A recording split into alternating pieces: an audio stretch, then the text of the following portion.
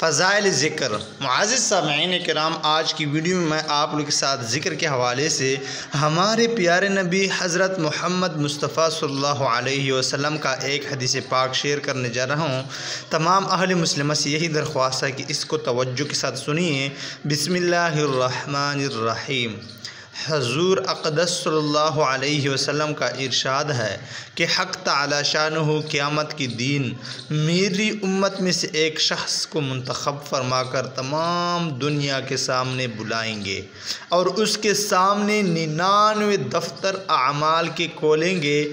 ہر دفتر اتنا بڑا ہوگا کہ منتہائے نظر تک، یعنی جہاں تک نگاہ جا سکیں وہاں تک پھیلا ہوا ہوگا۔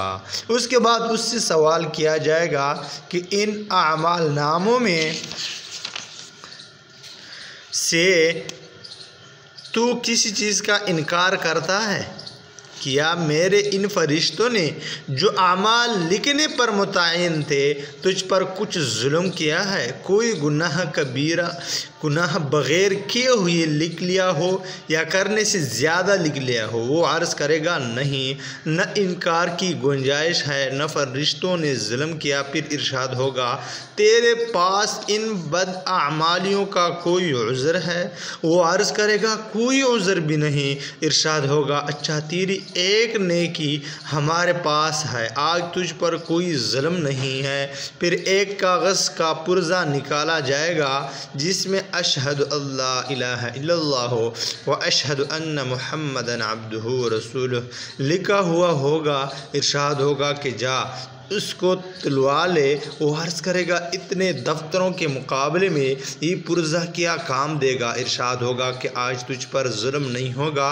پھر ان سب دفتروں کو ایک پلڑے میں رکھ دیا جائے گا اور دوسری جانب وہ پرزہ ہوگا تو دفتروں والا پلڑا اڑنے لگے گا اس پرزے کے وزن کے مقابلے میں۔ پس بات یہ ہے کہ اللہ کے نام سے کوئی چیز وزنی نہیں ہے۔